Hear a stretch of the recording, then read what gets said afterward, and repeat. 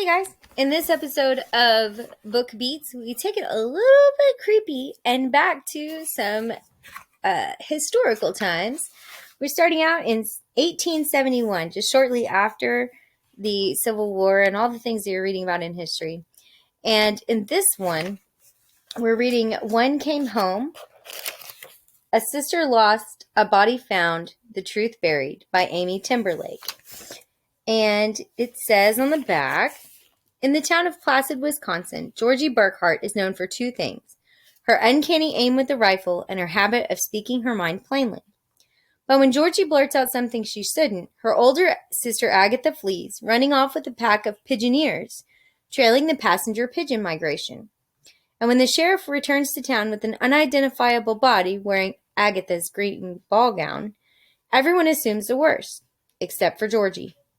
Refusing to believe the facts that are laid down and confined before her, Georgie sets out on a journey to find her sister. She will track every last clue and shred of evidence to bring Agatha home. Yet even with resolute determination and her trusty Springfield single shot, Georgie is not prepared for what she faces on the western frontier. And several of my students helped me pick the song that goes with this. So we chose Taylor Swift's new release, No Body, No Crime. And I'll link that down in the bottom below. Here we go. Let's get started with chapter 1.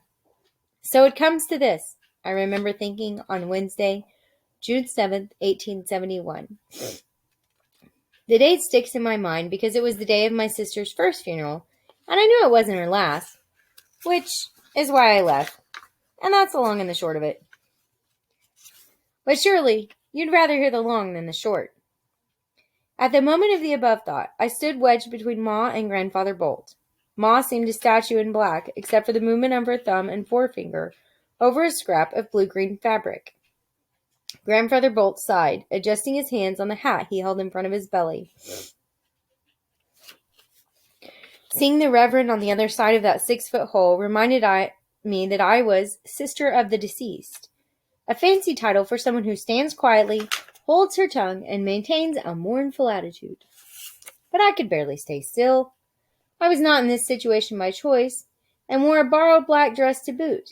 The collar clamped to my neck, and the tension of the muslin between my shoulder blades suggested that if I let my arms fall to the sides, my dress would rip somewhere in the proximity of my armpits. So there I was, sticking a finger down my collar, holding my arms out for my sides, and the meaner part of me thinking about walking out. Surely enough is enough. But Grandfather Bolt saved me from strangulation. He unbuttoned the top 2 buttons on that collar, and from somewhere deep in my depths came a patience I didn't know I possessed. I stayed. Don't misunderstand me. A funeral's a funeral. Though my sister wasn't in that pine box, a body lay in it sure enough. Remember, I told myself many times during the Reverend's eulogy, and then as people started shoveling dirt in the hole, that confined boffy down there is dead. That's a D at the beginning and a D at the end.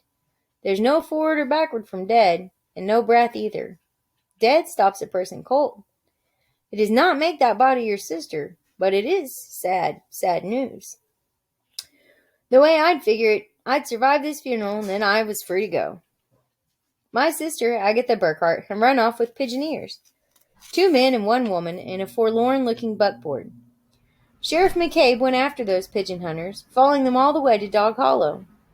1 week later, he came back with a body. Ma said I was old enough to face facts. So I went with Ma and Grandfather Bolt out to the McCabe stables to identify. You could smell the body from outside the building.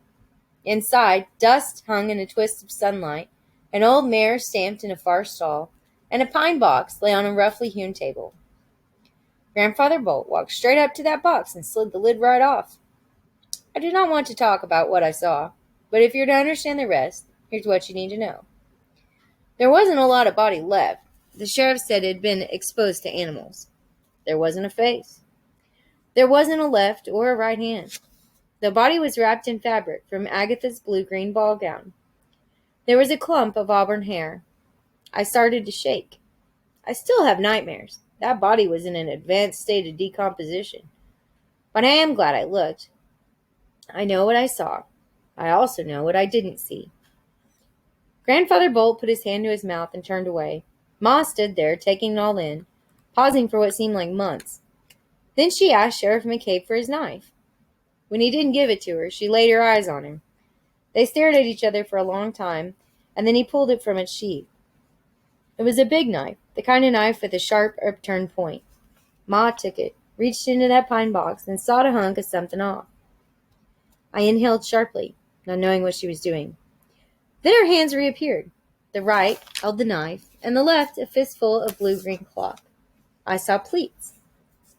Ma stepped back. You were tracking the pigeon ears when you found this? Ma jabbed the air with the knife. We knew he was, so the jerk of the knife panicked me a little bit. Grandfather Bolt tried to reach for the knife, but Sheriff McCabe held him back. I was on their trail, the sheriff said. She was traveling with them? Pretty sure she was. She was shot? In the face? The blade jerked upward. The sheriff nodded ever so slightly. I am so sorry, Dora. He laid out the syllables of her name with the most tender care. Sometimes I forget how long they'd known each other. Ma's chest rose in a long breath. Then she opened up her left hand and nodded at the fabric as it unrolled. These are my stitches, she said. The knife dropped from her hand, planting itself in the earthen floor. It's Agatha. We'll bury her tomorrow. The first minutes of the ride home I kept silent, but the words bury her compelled me to speak. I leaned over Ma, who sat in the middle of the buckboard, to speak directly to Grandfather Bolt. There was not enough of that body to be sure. Altogether, that body couldn't have weighed more than 2 cats. You've got to go. You'll find her. You should have gone in the first place. It was bold of me to speak so, but it was commonly known that no one tracked better than my grandfather. Sheriff McCabe would tell you straight out that he was better at keeping the peace than at tracking. Grandfather Bolt hadn't gone because with the pigeoneers in town, our general store had been chaotic, and we'd been hard-pressed for help. At that point in time, Grandfather Bolt had already spent a couple of days away from the store, and if truth be told, he never thought Agatha's life was at risk. Therefore, when the sheriff offered to chase her, Grandfather Bolt took him up on it. That was a mistake in need of rectification. I reached over Ma, who had visibly stiffened, to grab hold of Grandfather Bolt's forearm. You have to go find her. Please, Grandfather, please. When I didn't release his forearm, Grandfather Bolt put his hand on top of mine and squeezed. You are 13 years. You'll hold your tongue.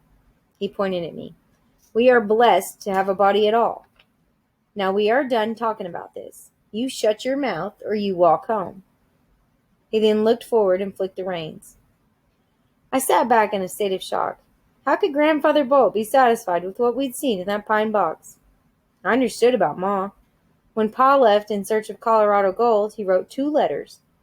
These came in the first 6 months. After that, not a word at all. That was 10 years ago. Pa had to be dead, but were we certain?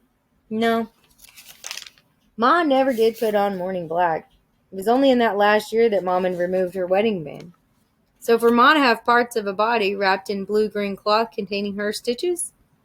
Well, it makes sense that Ma would think that Agatha was dead. But Grandfather Bolt knew better. Had he forgotten how he had taught Agatha to walk silently through a forest carpeted with leaves? Had he lost all recollection of how Agatha could read a hillside for the caves it contained? My sister climbed trees as easily as a raccoon, and there was no one better at sneaking off. I thought of all those nights Agatha slipped out of our bedroom. One morning, I awoke beside Agatha and saw a fragment of dried leaf in her hair, and that's how I found out she'd been gone. My sister would never die and then lie there. It made no sense. I jumped off the wagon. Going that fast, I tumbled. Georgie, Ma said. But Grandfather Bolt didn't halt the horses, and Ma didn't tell him to stop. When I got home, the planning for my sister's funeral was well underway. It doesn't take long to bury a body when there's need. At 10 o'clock the next day, the body was in the hole, and Grandfather Bolt, Ma, and I stood listening to a eulogy by Reverend Leland. No headstone, that'd come later. And despite the short notice, there was no lack of mourners. Over 50, I guess. But then there's nothing like a sheriff returning to town with a body to spread news of a coming funeral. Graveside, I noted that Sheriff McCabe came early and stood next to Ma. The other sight worth seeing was Billy McCabe and Mr. Benjamin Olmsted. the two rivals for Agatha's affection, standing so near to one another. Only the four younger McCabe boys separated them. How could they be so civil after all that had happened? Mr. Olmsted was my sister's most recent attachment. Billy McCabe was Agatha's intended, the one that everyone thought Agatha would marry. I remembered the day I'd seen the kiss, that kiss that led to the end of everything. I was glancing out the window in Grandfather Bolt's study as I worked on the daily accounts when I saw it. At the time, my sister was keeping company with Mr. Olmsted, so I gaped as Billy's hand reached for Agatha's chin, guiding her close enough so that his lips touched hers. They drew apart. Agatha said something. She squeezed Billy's forearm and left the sight line of my window. Billy smiled for a moment. Then he put a fist in the air. Whoop! As he left, he whistled. Everything about the way that Billy McCabe moved, the way he stuck his hands in his pocket, the little dance step at his feet, told me he'd gained something significant. He'd either won half the world or Agatha's heart. Since Agatha didn't have half the world to give, she'd probably given her heart. I told Mr. Olmsted, thinking he had a right to know. At the funeral, I looked at each suitor, comparing the two of them. Mr. Olmsted owned the Olmsted Hotel. He had 35 years of living behind him, and silk lapels crisp enough to cut butter. But Billy McCabe was considered the good-looking one. I granted Billy this. He stood half a head taller than Mr. Olmsted.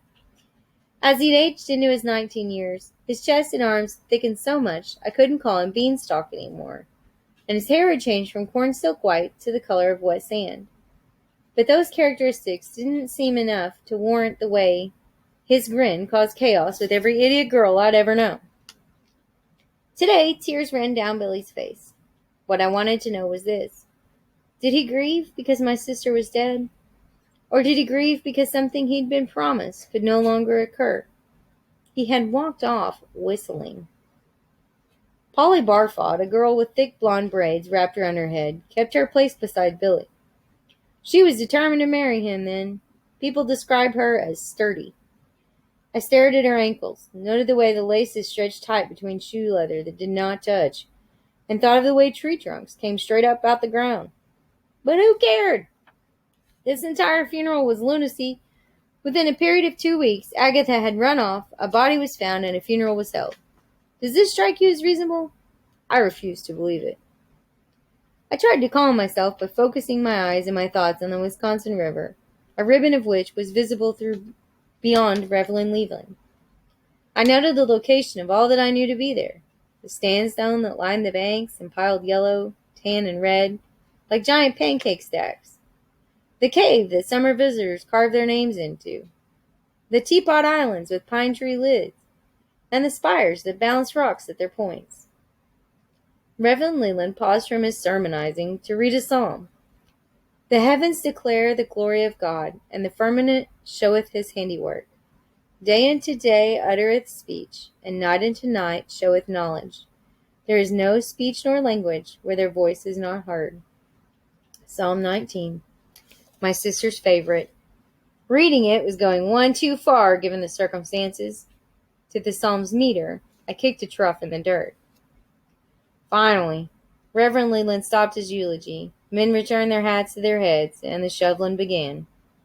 One by one, the mourners wrapped their hands around the shovel's handle, stuck it in dirt, and dropped the dirt in that 6-foot hole. Then they passed the shovel back and came to give their condolences to the family. Grandfather Bolt spoke with the men, patted it back, and even at times laughed. The women headed for Ma. Ma nodded, took a hand. I slid out of arm's reach and listened to the dirt falling into that hole. At first, the rocks had skidded on top of hard wood, but now all I heard was hollow thumps. When I finally looked up, I saw Ma's left thumb and forefinger circling on that scrap of blue-green fabric. Circle, circle, stop to talk. Circle, circle, stop to talk. It reminded me of that day. Okay, that's chapter 1. So if you would like to listen to a song that might go with this, it's going to be linked down below. If you'd like to borrow the book, I have a copy, and there are a couple in the school library. I hope you enjoy.